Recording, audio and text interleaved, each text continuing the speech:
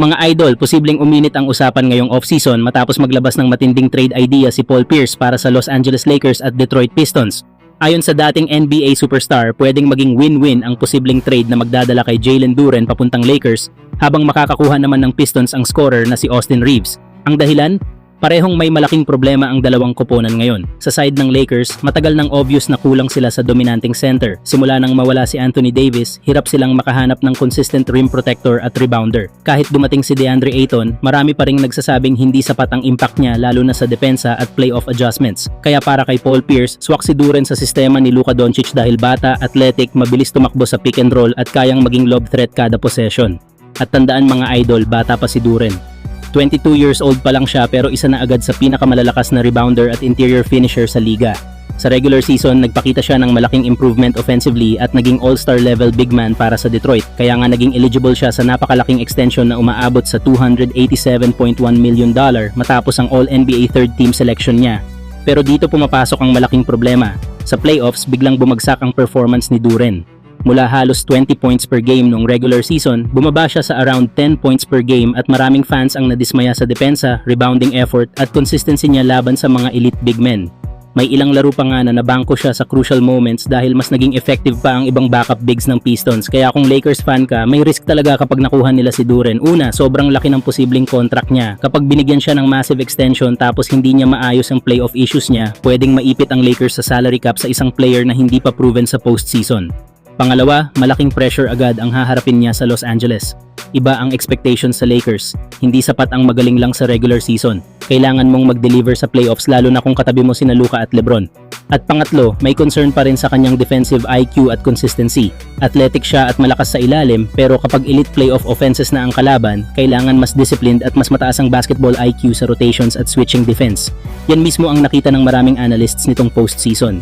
Pero kahit may risk, napakalaki rin ang potential upside nito para sa Lakers. Imagine nyo mga idol, isang batang center na kayang sumabay sa timeline ni Luka Doncic.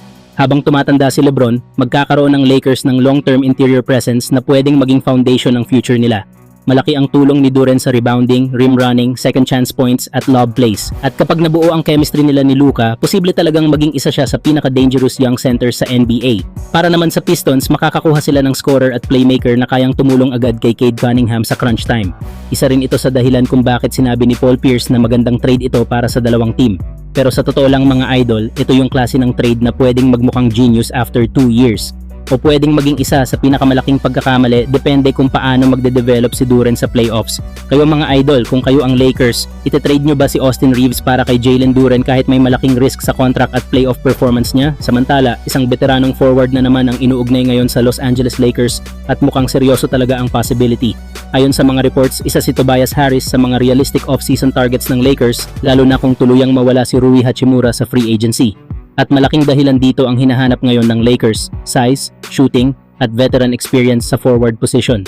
At oo mga idol, magiging unrestricted free agent na si Tobias Harris ngayong off-season. Ibig sabihin, pwede na siyang kausapin ng kahit anong team at malaya siyang pumili kung saan siya pupunta. Kaya kung gusto talaga siya ng Lakers, posible silang makakuha ng veteranong scorer nang hindi kailangang magsakripisyo ng malaking trade package. Sa edad na 33 years old, hindi na superstar si Harris. Pero ang importante, proven veteran siya na kayang magbigay ng stability sa isang contender. At ngayong playoffs kasama ang Detroit Pistons, nagpakita siya na marami pa rin siyang maitutulong sa winning basketball. Sa 2026 playoffs, umabot siya sa mahigit 20 points per game sa ilang serye habang nag-average ng around 18 points, 7 rebounds at solid defense sa loob ng 14 playoff games. Sa ibang stretch naman ng playoffs, nagtala rin siya ng 21 points, 8 rebounds at halos 2 steals per game habang isa sa pinaka-consistent scorers ng Detroit. At kahit bumaba ang production niya sa dulo ng playoffs, malaking factor pa rin siya sa naging malalim na takbo ng Pistons ngayong postseason. Tinawag pa nga siyang safety blanket ng coaching staff dahil sa pagiging calm, steady at reliable niya sa crucial moments. Ngayon, bakit maganda siya para sa Lakers? Una, swak siya katabi ni Luka Doncic at LeBron James dahil hindi niya kailangan ng sobrang daming bola para maging effective.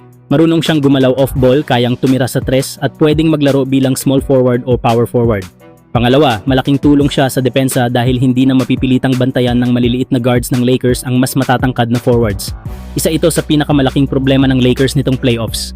Pangatlo, veteran ang decision making niya. Hindi siya yung player na pipilit ng mahihirap na tira o sisira sa spacing. Simple pero efficient maglaro, bagay na sobrang importante kapag katabi mo sina Luka at Lebron. At higit sa lahat, playoff tested siya. Mahigit 10 taon na siya sa NBA at dumaan na sa iba't ibang playoff battles, kaya alam niya kung paano mag-adjust sa pressure games.